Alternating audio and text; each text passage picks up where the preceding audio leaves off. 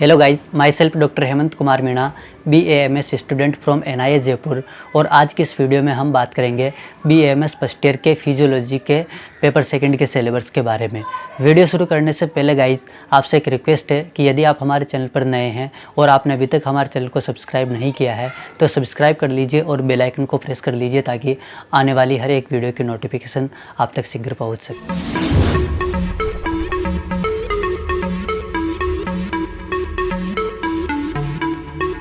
Physiology क्रिया शारीर विज्ञान में जो पेपर सेकंड है, उस पेपर सेकंड के अंदर आपके पार्ट ए और पार्ट बी है। पार्ट ए और पार्ट बी दोनों मिलाकर के आपके 100 नंबर के हैं। इन 100 नंबर में से पार्ट ए जो है आपके 50 नंबर का और पार्ट बी जो है आपके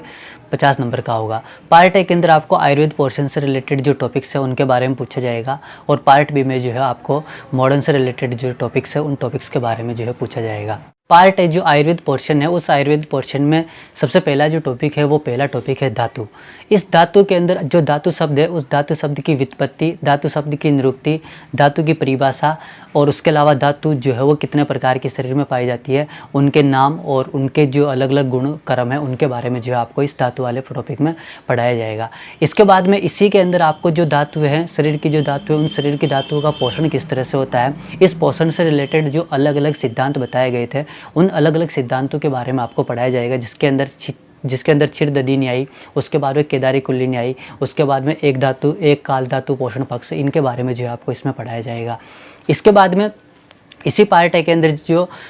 सेकंड टॉपिक है, उस सेकंड टॉपिक की बात करें तो इस सेकंड टॉपिक में आपको जो प्रत्येक धातु है, उस प्रत्येक धातु के बारे में विस्तृत रूप से पढ़ाया जाएगा। जिसके अंदर अगर एक धातु की बात करें, रस धातु की बात करते हैं, रस धातु के जो है वो कौन कौन से पर्याय है, उस रस शब्द की उत्पत्ति, उसके बाद में इस रस की परिभाषा के बाद में इसके टाइप, इसके बाद में इसके गुण कर्म और उसके अलावा इस रस धातु के क्षय और प्रकोप से कौन कौन से विकार जो है वो शरीर में उत्पन्न होते हैं। इसके अलावा इस रस धातु से संबंधित कौन सा स्त्रोतस है, उस स्त्रोतस के अधिष्ठान कौन कौन से हैं, इन सभी के बारे में जो है आपको इस सेकंड टॉपिक में जो है वो पढ़ाया जाएगा। इसके बाद में जो गाइस थर्ड नंबर का टॉपिक है, वो थर्ड नंबर का टॉपिक है आश्रय आश्रय भाव सिद्धांत। जो आश्रय आश्रय भाव सिद्धांत है, इसके अंतर्गत आपको जो शरीर की सप्त धातु हैं, उन सप्त धातुओं का दोषों के साथ में क्या संबंध है, इसके बारे में बताया जाएगा। और उसके अलावा धातु मल और स्त्रोतस जो है वो उनका विस्तृत रूप से जो वर्णन है उसके बारे में आपको बताया जाएगा। इसके बाद में फोर्थ नंबर का जो टॉपिक है, उस फोर्थ नंबर के टॉपिक के अंदर आपको उपधातुओं के बारे में बताया जाएगा। इन उपधातुओं के अंतर्गत इनका जो उपधातु उसका जो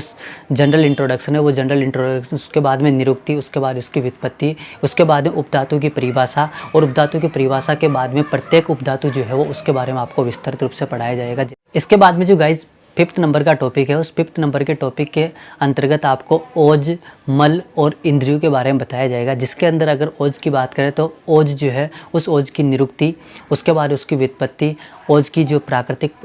प्राकृत क्रम है उस ओज के प्राकृत क्रम के बारे में, उसके अलावा ओज की परिभाषा, उसके बाद में जो ओज है उस ओज के प्रकार जो है वो कितने बताए गए हैं, उसके बाद में जो ओज है उस ओज के क्षय और प्रकोप के परिणाम स्वरूप कौन कौन से विकार उत्पन्न होते हैं, इनके बारे में जो आपको इसमें बताया जाएगा। इसके बाद में जो मल है, उस मल के अंदर आपकी जो निरुक्ति है, मल की निरुक्ति, मल की व्युत्पत्ति और मल की जो परिभाषा है और उसके बाद में मल के जो है प्रकार शरीर में कौन कौन से बताए गए हैं, उसके बारे में आपको जो है वो इस मल वाले टॉपिक में पढ़ाया जाएगा। इसके बाद में इंद्रिय जो है, इस इंद्रिय के अंदर ज्ञानेंद्रिय क्या है, कर्मेंद्रिय क्या है और उसके अलावा उभयनेंद्रिय जो है वो क्या है, उसके अलावा इनकी परिभाषा और इसके बाद में जो है वो इनके विषय, उसके अलावा इनके अधिष्ठान और इसकी जो बुद्धि है उस बुद्धि के बारे में जो है आपको विस्तृत में पढ़ाया जाएगा। गाइस 6 नंबर का टॉपिक है, उस 6 नंबर के टॉपिक के अंदर आपको आत्मा, मन और निंद्रा के बारे में बताया जाएगा। आत्मा, मन और निंद्रा में से प्रत्येक की आपको व्युत्पत्ति, प्रत्येक की निरुक्ति, उसके अलावा प्रत्येक की परिभाषा और प्रत्येक की परिभाषा के साथ साथ इनके जो कौन कौन से लक्षण हैं